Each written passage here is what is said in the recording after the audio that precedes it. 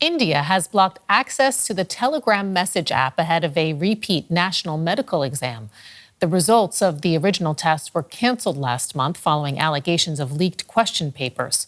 The pressure is intense on students who spent years preparing for this exam.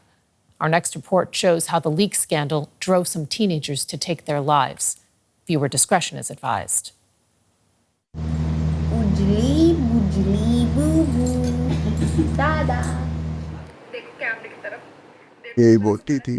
She used to say, I am Papa's angel. She would say, look, Papa, I am so cute. I get dimples on my cheeks. 18-year-old Akanksha was planning to become a doctor. In May, she took the national entrance exam for med school called NEET. But when it was discovered that the question paper was leaked, it was cancelled and a retest was announced. Akanksha was crushed. She took her own life soon after. She didn't share how she was feeling, but after she heard the news of NEET paper leak, she was sad and went quiet. She felt so bad after putting in so much hard work. She was going to change our lives. She changed her own life instead. She used to say, Papa, I want to be a doctor, and the first thing I will do is to treat you. You are working hard to fund my studies. I will do it for you. Stories like Akanksha's are among the key factors driving the viral Cockroach Party protest movement. Since launching early this month, it's held rallies against mismanagement of the national examination system, among other things. Every year, millions of students must take highly competitive exams to become doctors, engineers, teachers, police, or railway officials. Many spend years prepping for the test, as it often decides their future. And for some, it means potentially lifting their families out of poverty. The Gen Z Cockroaches movement is demanding the resignation of India's Education Minister Dharmendra Pradhan. His tenure has been marred by exam misorganization, question paper leaks, and marking disputes, which triggered immense youth dissatisfaction.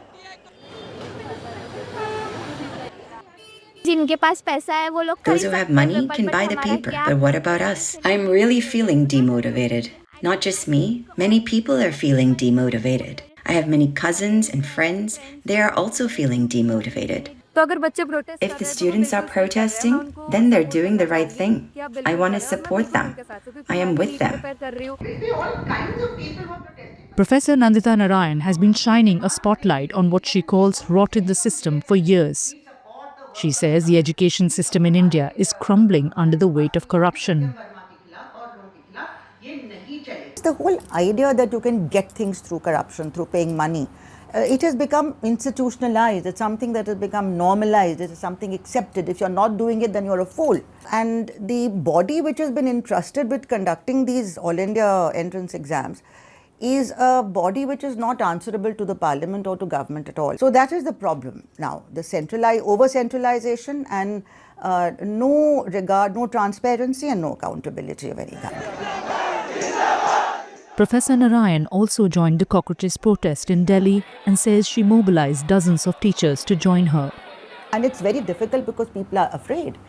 You know, the fear that has been generated by this government keeps people away from protests. I mean, they feel that even if they like a post, they will be attacked. Last month, students in the state of Uttar Pradesh protested the leaking of a state-level exam paper. A coaching institute where the students took exam prep classes says it was then targeted by authorities trying to shut it down under various pretenses. The real reason is directly related to the protest. They told us not to organize the next protest on June 12.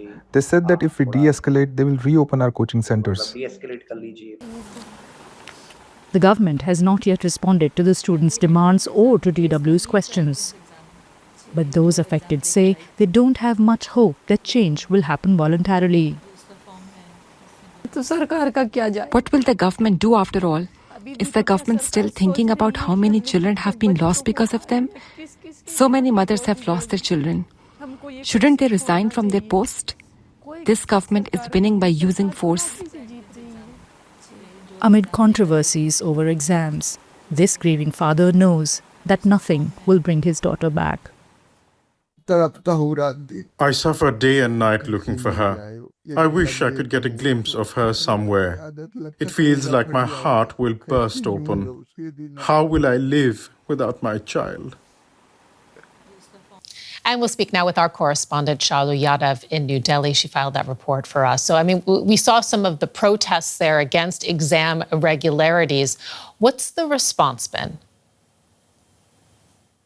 Well, to take the audience back a bit, the very first protest by the so-called Cockroach Janta Party was held on June 6th when the founder of CJP, Abhijit Dipke, returned from the US to India. And I guess through that, they wanted to sort of like check the temperature on the ground. The big question then was whether the millions of following that they have on social media is going to translate into a movement on the ground. And it kicked off pretty well, actually, for day one with floating crowds of, over thousands of people, including Gen Z, who showed up with placards and posters asking for accountability from the government, as well as the resignation of the Education Minister, Dharmendra Pradhan. And after seeing the response, the self-proclaimed cockroaches took this movement to many other cities, 7 by far, across India, where cumulatively thousands have turned up with the same demand, expressing their frustration towards the state of affairs in the Indian education system. Now, of course, there are some naysayers who dismiss these protests and say, and they question the future of CJP because it's not a political front, you see. So it's just a platform of the youth, for the youth, and by the youth, where they come together to express their anger and frustration towards the state of still a melting pot, and it remains to be seen what shape it takes in the coming days or weeks, Sarah. And how about, if you could tell us a bit more about specifically the issue of suicides amongst students and whether or not that in particular is being addressed? Well, there have been reports of multiple suicides of students, especially after the news of the national medical exam called NEET. Its question paper was leaked last month, and that was after over 2 million students had already sat for the exam. And remember, this is a very difficult test. Students spend years sometimes to make it to the cutoff list for this particular exam. And when some of them heard that, this exam is to be cancelled because the question paper was leaked, it was quite hard on them. And some of those students ended up taking their own lives. Now, as far as the government is concerned on addressing it, the government hasn't met the families of these students yet, nor have they expressed any condolences so far. However, the Minister of Parliamentary Affairs, Mr. Kiren Rijiju, in a discussion with a prominent Indian newspaper called the Indian Express, said that the Education Minister is not directly responsible for these irregularities or the mismarkings that have taken place for many of the students' exam papers. But he did acknowledge that the system does need fixing. You have a sense for the feeling on the ground there. Do you think that the education minister will be forced to resign as this Gen Z-led movement is demanding? Well, the BJP government is not known for ministers stepping down after scandals, Sarah. So, that's a big question mark on whether the Modi government would give in to the demands of the protesters and ask its education minister to resign. Analysts say that, giving in to one demand of these protesters could actually open a Pandora's box for this government, because today it's a protest against, the irregularities in the education system. Tomorrow there could be more protests, over issues like, inflation, the state of Indian economy, rising taxes, and so on. So on the one hand, we have really adamant protesters who say they will not back down, they will keep protesting until the education minister tenders his resignation. And on the other hand, we have a government which doesn't seem to be in the mood to budge. Who's going to blink first? It's anyone's guess at the moment. Shalu Yadav in New Delhi, thank you.